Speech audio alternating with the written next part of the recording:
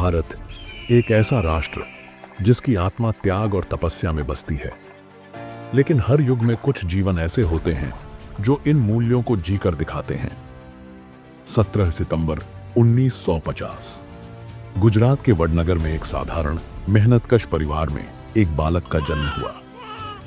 एक ऐसा घर जहां रोशनी भी केरोसिन के दिए से आती थी और हर दिन सीमित साधनों में गुजारा होता था। करीब 6 साल की उम्र में वही बालक वडनगर रेलवे स्टेशन पर अपने पिता के साथ चाय बेचने लगा। हाथ में उबलती केतली, सामने खड़ी ट्रेन, कुछ ही मिनटों में कई गिलास भरकर बेचने होते थे, क्योंकि इसी से घर का गुजारा चलता था। और इसी रोजमर्रा की भागदौड़ में वो सिर्फ चाय नहीं बेच रहा था, वो सीख रहा था जिम्मेदारी, मेहनत, संघर्ष। दिन में स्कूल और शाम को काम, यही उसकी दिनचर्या थी। लेकिन इस सादगी के बीच उसके भीतर एक बेचैनी थी, कुछ बड़ा करने की।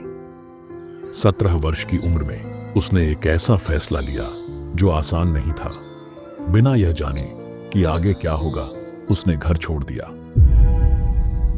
पीछे छूट गया परिवार, मां का स्नेह और एक तय जीवन।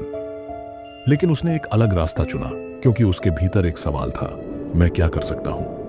अगले कई साल वो हिमालय की ओर निकल पड़ा। ऋषिकेश, बद्रीनाथ, आश्रम, गुफाएं, कहीं ठहराव नहीं, सिर्फ तलाश।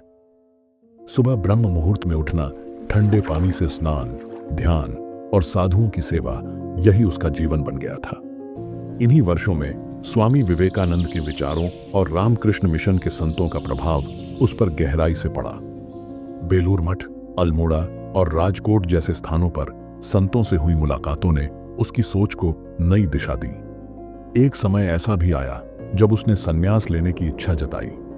लेकिन राजकोट में स्वामी आत्मस्थानंद जी ने उसे साफ कहा, तुम्हारा रास्ता समाज के बीच है, लोगों की सेवा में है, एकांत में नहीं।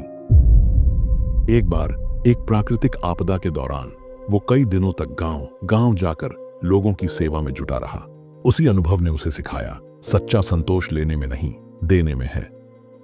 इन अनुभवों और संतों के मार्गदर्शन ने उसके भीतर यह स्पष्ट कर दिया कि जीवन का उद्देश्य खुद के लिए नहीं, बल्कि समाज के लिए जीना है। हिमालय की उस लंबी तलाश के बाद जब वो लौटा तो उसके सामने रास्ता साफ था, संन्यास नहीं, सेवा। अगले एपिसोड में सेवा से संगठन तक का सफर, एक स्वयंसेवक कैसे बना एक नेता।